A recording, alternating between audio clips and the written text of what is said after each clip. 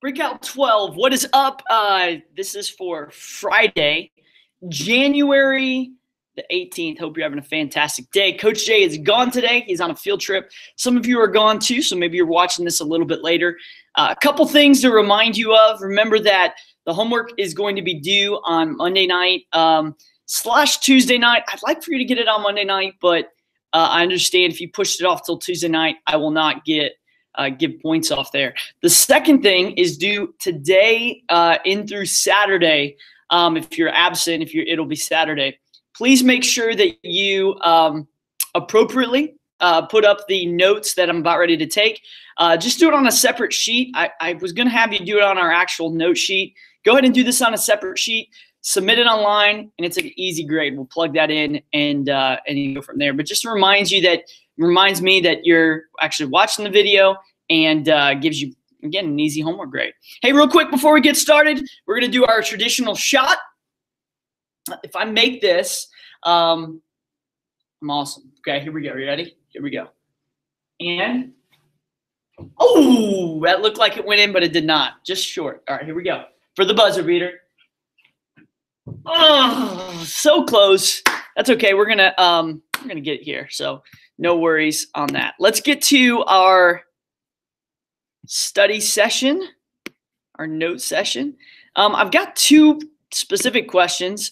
A couple things to note here. Some of these questions are not on the homework. They will be on the review. So it makes it that much more important to really take good notes and make sure that you follow through with what we're doing. Just as a heads up, we reminded ourselves on block day this idea of using synthetic division and getting a remainder of 0. If I get a remainder of 0, the number in the magic box is the value of a 0 / an x-intercept, right? Same thing. So we're going to look into that concept in a little bit deeper way and how we actually approach it if it doesn't give us one of the x-intercepts that's there on that. I know a couple times it gave us x-intercept. Today we're going to do it in such a way where it does not, and that's what we're going to focus on. And how do I approach it? How do I do that? And then go from there. We first started off, some of you actually saw this in class, and so if you did, fantastic. Just as a reminder, rational zero test is something where we list all possible zeros of the following polynomial. Now remember that this, a couple notes here, that this is not the actual zeros. These are just possible zeros, okay? It allows me to actually focus on a couple of different zeros and test it rather than just throwing out random numbers in thin air.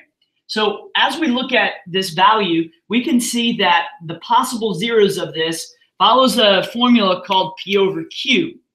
I also will, you'll hear me say this because P and Q sometimes are a little different. I'll say the last coefficient, the one that's by itself that has no variable, over the first coefficient. And the big thing to remember is that if I'm going to do it this way, is just make sure that it's in order of highest degree, okay? Now up above, you'll see that this problem is already in order, so you don't actually have to worry about that. So we look and see what is the last coefficient over the first. Well, the one that's by itself being 3 is over the first coefficient, which is 2. So we're just going to simply say that it's going to be 3 over 2, or P over Q, okay? Last over first. So when I actually list the possible zeros, I recognize that I actually have to find the factors of 3 and the factors of 2 and list them. So obviously the factors of 3 are plus or minus 1 and plus or minus 3. And the factors of 2, that one's easy. It's just 1 and 2, right? So once I get what the possible zeros are up on both top and bottom, I'm not quite done to get full credit on a test. In fact, this question is a test question that we're focused on here, very similar to this. We'd actually just do all combinations. So 1 over 1 would just be 1. 3 over 1 would just be 3. Okay, so that one's done. 1 over 2, which would be 1/2. And 3 over 2, which would be 3/2. So the possible zeros of this polynomial are listed as plus or minus 1, plus or minus 3, plus or minus 1/2, and plus or minus 3/2. Now, again, this is referring to the rational zeros that we could find. Now, how many rational zeros could we have? It doesn't mean we will have it, but it could possibly have the amount of rational zeros as the degree. So we could have possibly 4, or just like a quadratic, we may have anything from 4 all the way to 0 possibly, okay? So it's important to note that I could have 4 possibilities, or I could have none. So again, that's just important as we're looking into this, okay? We'll have more of these more on the review, but you need to make sure you get that concept down. All right, so going into this, let's go over a question or two. I might do one together, and then maybe have you do one as well. At number 49 is one where I'm just going to list the possible zeros of first. So we're going to actually look and solve the all real solutions. So to do this, instead of blindly throwing them out there, we're going to put a number in this box, and we're going to put the coefficients here. So 1, -1, -2. I'm sorry, forgot 0 because of the z squared. Be careful of that. That's easy to do. And then -4. Okay. The question is what goes in this box that produces a remainder of 0 is the question. But to get there, we're going to try to do our possible zeros. So we're going to do P over Q, or last over first, which is -4, which won't really, the sign doesn't matter on this because we do plus or minus. So those are the possibilities. So this is plus or minus 1, plus or minus 2, plus or minus 4 on the top, and then the bottom is plus or minus 1. Well, with 1 on the bottom, it doesn't really matter. We can just take the top, which would be the possible zeros. There's 6 possible zeros of 1, plus or minus 2, and 4, okay? So we're just gonna pick one of those 6 possibilities. I'm gonna put -2 in here. I'm literally just guessing. I don't even know the answer here. So I'm guessing. Remember, I could have 4 zeros. It's possible, okay? So it's possible to have 4 real zeros, and it's possible to have none. So we're gonna kind of look into that. So the first one, we bring her down. Okay, bring her down. We multiply 1 times -2, gets me -2 here, okay? We add to get -3. We multiply -3 times -2 to get 6. I know a lot of you are familiar with this. Bring down 6 when we add. 6 times -2 is -12. -12 plus -2 is -14. -14 times 2 is 28. And then the remainder would end up being 24. Since we have a remainder, we can automatically eliminate -2. So in fact, the possible zeros are here, but really -2 would not be a solution. Okay, so we're going to come back to it. Come back over here. Okay, let's go +2. Let's try +2. Bring down 1. 1 times 2 is 2. 2 minus 1 is 1. 1 times 2 is 2, and then we're just going to keep going, right? I won't talk through because I know it sometimes can be boring. 2 times 2 is 4. And then when I add this, notice that this right here produces a remainder of 0. Now that's pretty cool because what that tells me is that 2 is actually one of our real zeros. Okay, now we have 3 more left. And notice that if I were to rewrite this, this is my remainder, number by itself, x squared, and x to the third. Some of you could possibly factor this, but when I have x to the third, I want to make it to where I can find one more here with this simplified version, okay? Again, I'm done with 2 because I've used both positive and negative. So let's try to figure out what other 0 we could have, or zeros we could have. So let's plug in -1, let's just see. And again, we'll just keep rolling. So bring down 1. 1 times -1 is -1. Again, I just pulled this from the list. So those are my possible zeros. I'll pull -1 in. -1 plus 1 is 0. 0 times -1 is 0. 2 times -1 is -2. 2 minus 2 being 0. And there you go. So because this remainder is 0, right? And by the way, since this is here, it's a remainder of 0, so we can drop it. But because this has a remainder of 0, we can say that -1 is also a real 0, okay?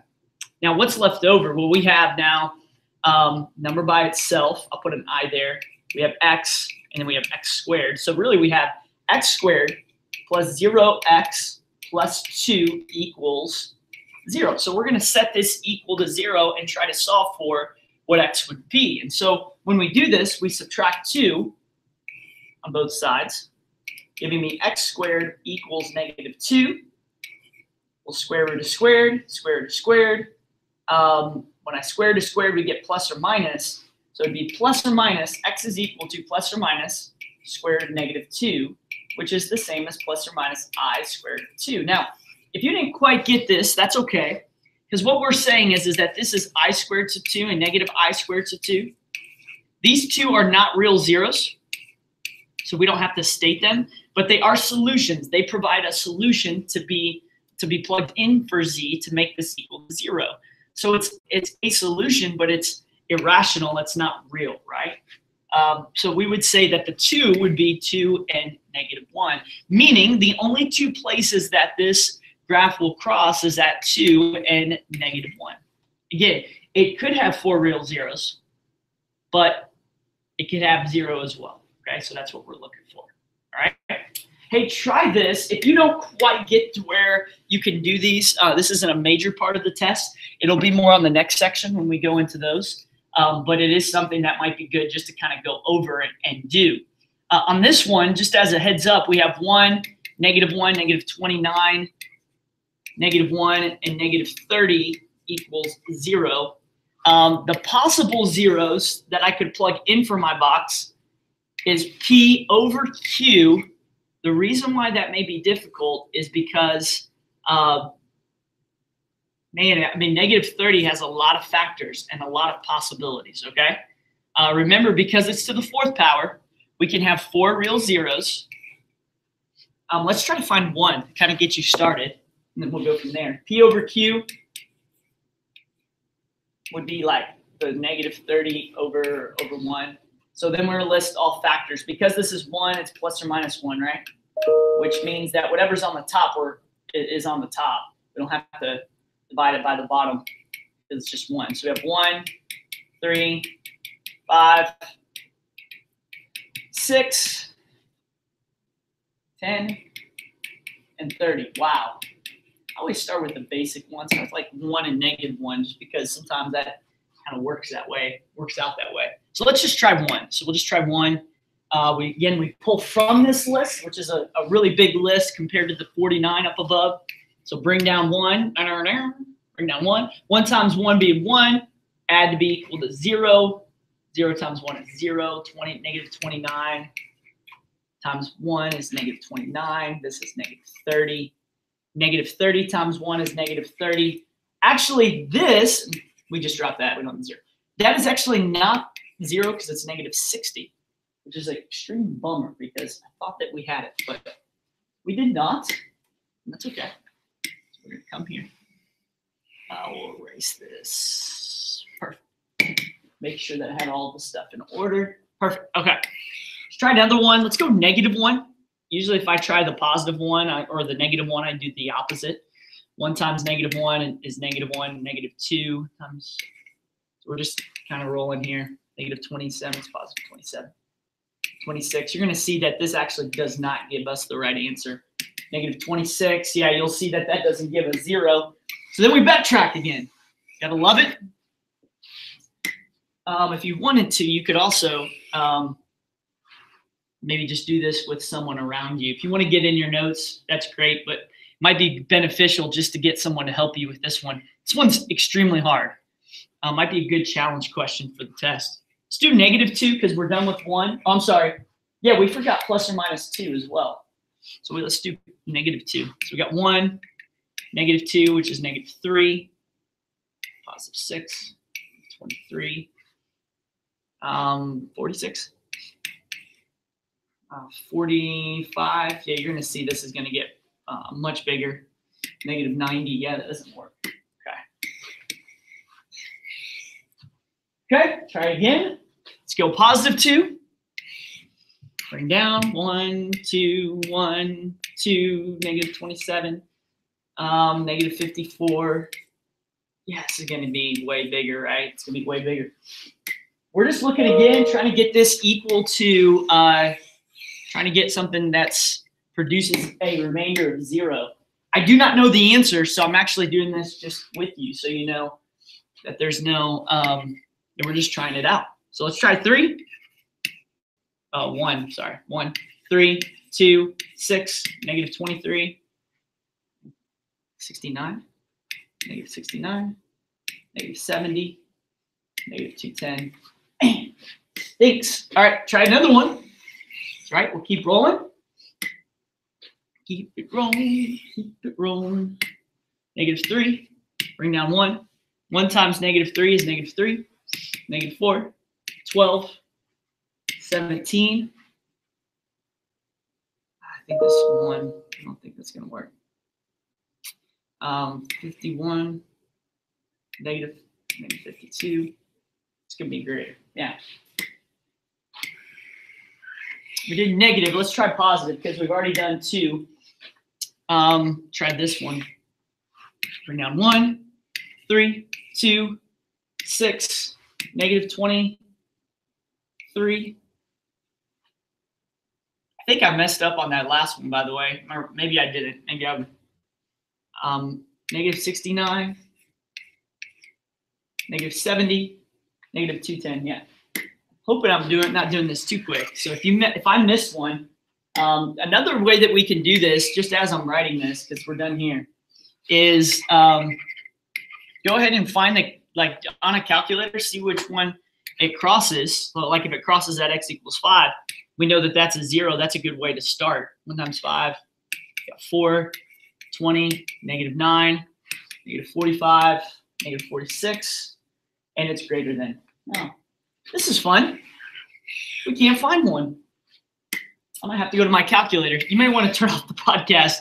This might be one of those things where you go to your calculator. But now it's like a pride thing for me. Negative 6, we got 30. Oh, we might have found one.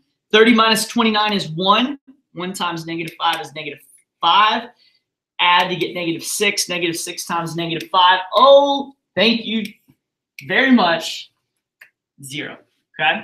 So we would say negative 5 is the first 0, right? What I'd like for you to do, because we've already done, did we do positive 5? I'm thinking through my head. I don't think positive 5 will work. You could try it, but I don't think it will. Go ahead and try to get it down one more time by the remaining zeros. Again, I would go plus or minus 6. That was a tough one. But what I might do is instead of maybe going just blank off the possible zeros like I did for the rational zero test, go ahead to your calculator and just see, like plug this in and just see where it could cross. And then go from there, okay? Hey, I hope this was beneficial for you. Again, familiarity with this is just really where I'm at. You don't need to memorize this right now. The rational zero test is a big, big concept. And then understanding 2.3 homework, that's the next thing. 2.4 is something that we're going to keep working on. So I don't think 2.4, I think that's actually the easier of the topics on chapter 2. So continue to work on those things and we'll continue to roll. Thanks so much for watching the podcast. Submit those notes online on the Dropbox and have a great day. We'll see y'all. Bye.